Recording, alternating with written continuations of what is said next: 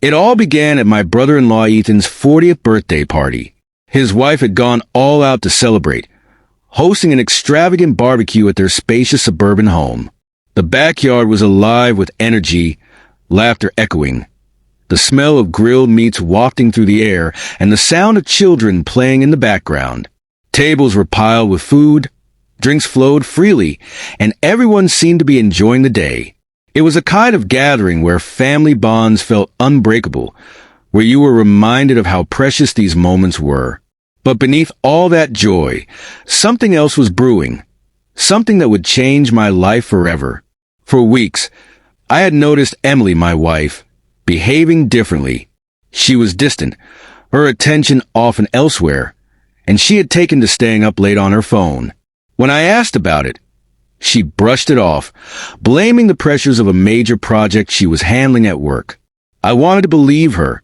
After all, stress was a part of life, wasn't it? But her dismissiveness left a nagging doubt in my mind. At Ethan's party, that doubt began to solidify into something darker. It started innocently enough. I was chatting with Ethan about football, both of us engrossed in comparing notes about the upcoming season, when my attention wandered to Emily. She was standing at the edge of the patio, talking to Ryan, a cousin of hers who only seemed to show up at big family gatherings. Ryan wasn't someone I thought much about. He was loud, charming, and always seemed to enjoy being the center of attention. I watched as Emily laughed at something he said, her hand briefly touching his arm. It was a small gesture, but something about it unsettled me. I tried to shake it off, turning my focus back to my conversation with Ethan.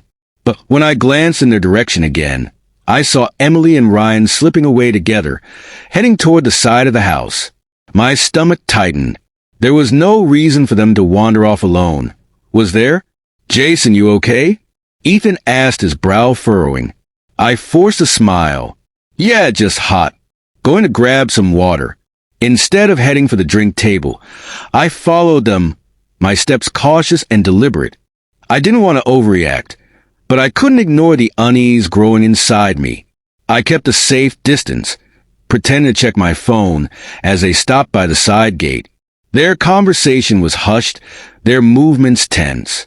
Emily glanced over her shoulder nervously, as though she feared being caught. I couldn't make out their words, but I saw Ryan pull something small from his pocket and hand it to her. She took it quickly, slipping it into her purse with a furtive glance. My chest tightened. That night, I couldn't sleep. My mind replayed the scene over and over. What had Ryan given her? Why had they been so secretive? I told myself it was nothing, that I was being paranoid, but the unease refused to leave me. Every time I looked at Emily, I saw those moments by the gate. Every word she spoke felt rehearsed, every glance calculated. 2 weeks later, my suspicions followed me to another family gathering, this time a pool party for my niece Ava's 10th birthday. The day was hot and sticky, summer humidity hanging heavy in the air. Emily seemed unusually cheerful, spending extra time on her hair and makeup. She even bought a new sundress for the occasion, something she rarely did. I told myself it was harmless, but when we arrived at the party, she immediately began scanning the crowd. Her face lit up when Ryan appeared, his signature cocky grin in place, and aviator sunglasses perched on his nose. I tried to stay composed, mingling with family and chatting with my brother-in-law, but my eyes never left Emily and Ryan for long. They were careful, subtle. Their glances lingered just a little too long. Their touches were fleeting but intimate. At one point, as I handed Ava her birthday gift, I saw Emily whisper something to Ryan. He laughed, his hand brushing her lower back. The sight was like a punch to the gut. As the party went on, I decided to test her. "I need to grab more soda. "Wanna come with me?" I asked casually. She waved me off. "Nah, I'll stay and help your sister with the cake." Her response was too quick, too rehearsed. I left, or at least I pretended to. Circling back through the side yard, I slipped into the house unnoticed and found a quiet corner to wait. Minutes later, my patience was rewarded. Emily and Ryan entered the house, glancing around to ensure they weren't being watched, and disappeared upstairs. My heart pounded as I followed, staying silent, my every step measured. When I reached the guest room door, it was cracked open just enough for me to see inside. What I saw made my stomach churn. Emily and Ryan were locked in an embrace, their bodies pressed together. His hand rested on her thigh, and she leaned into him with an intimacy that shattered the life we had built together. They didn't even bother to close the door fully, their arrogance both galling and reckless. I froze, rage and heartbreak warring within me.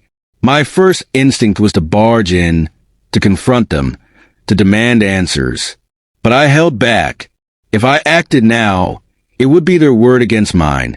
I needed evidence, something undeniable. With shaking hands, I pulled out my phone and recorded a few seconds of their betrayal before retreating quietly. I rejoined the party, forcing smiles and laughter, all while my mind raced with plans for what would come next. Over the next few weeks, my fury hardened into cold determination. I wouldn't confront them privately. No, they deserved to face the full weight of their betrayal in front of the entire family. A family barbecue at my parents' house presented the perfect opportunity. I spent days preparing, backing up the video in multiple places, on a cloud drive, a flash drive, even emailing it to myself under a discreet subject line. I bought a portable speaker and tested it to ensure the audio would be clear and loud. On the morning of the barbecue, Emily hummed as she got ready, her cheerful mood grating against the storm brewing inside me. "You're in a good mood," I said, my voice steady despite the contempt simmering just beneath the surface. She smiled, oblivious to the reckoning that awaited her. With a smile.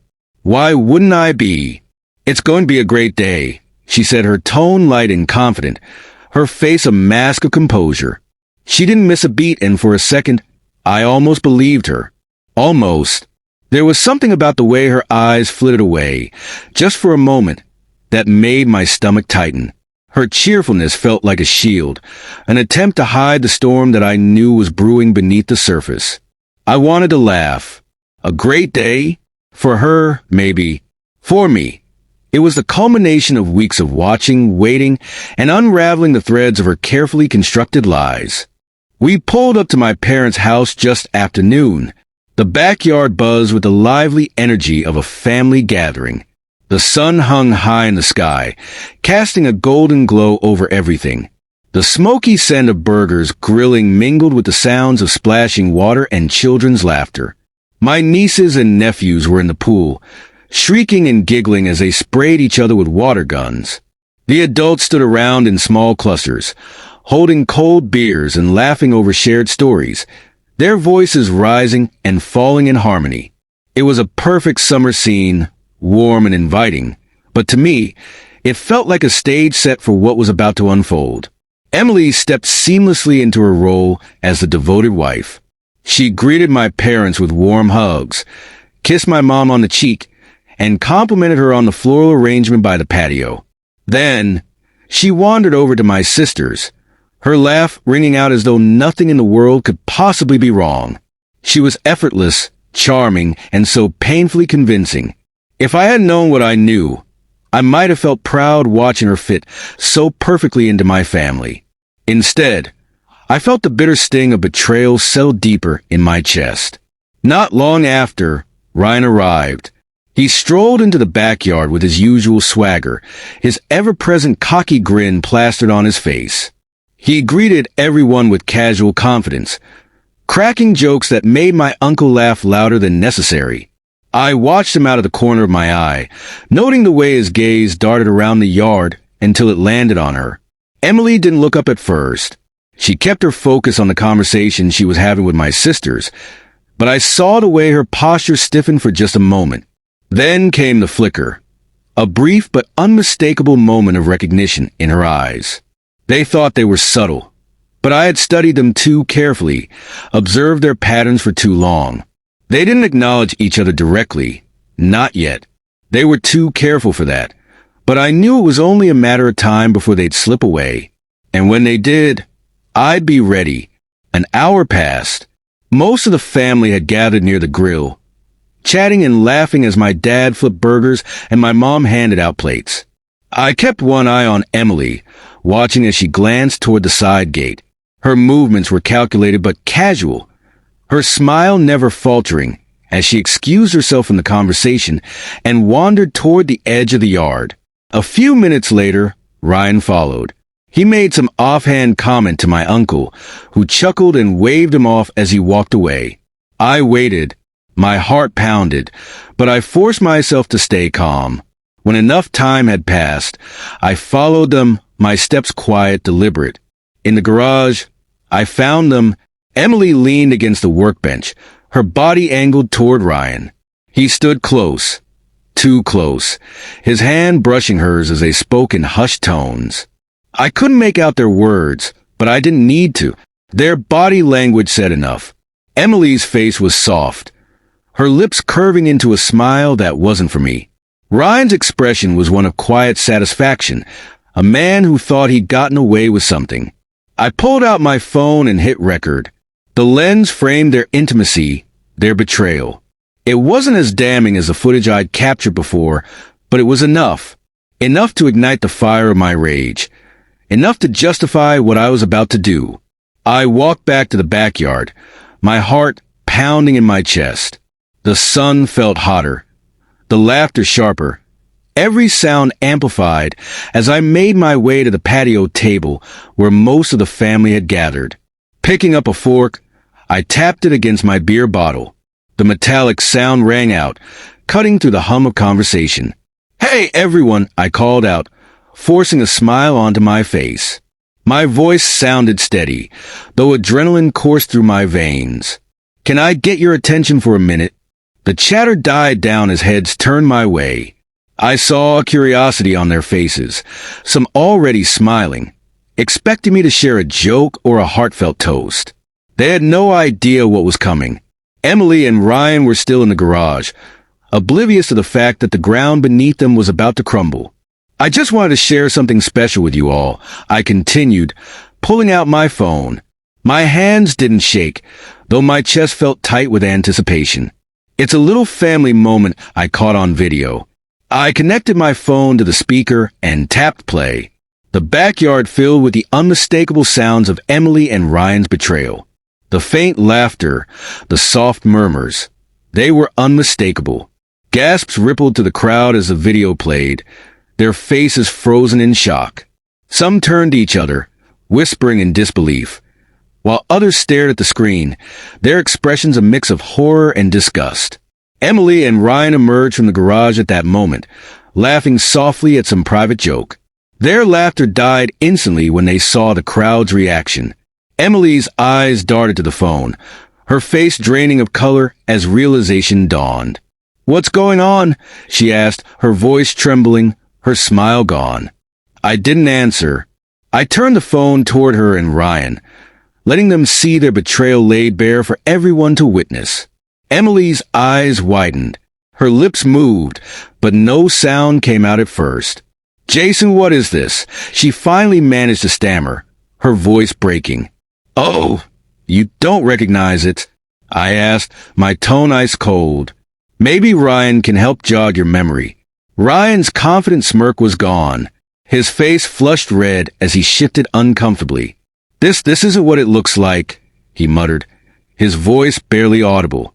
"Save it," I snapped. My voice was louder now, cutting through the murmurs of the crowd. "You've both done enough talking behind my back." The backyard exploded into chaos.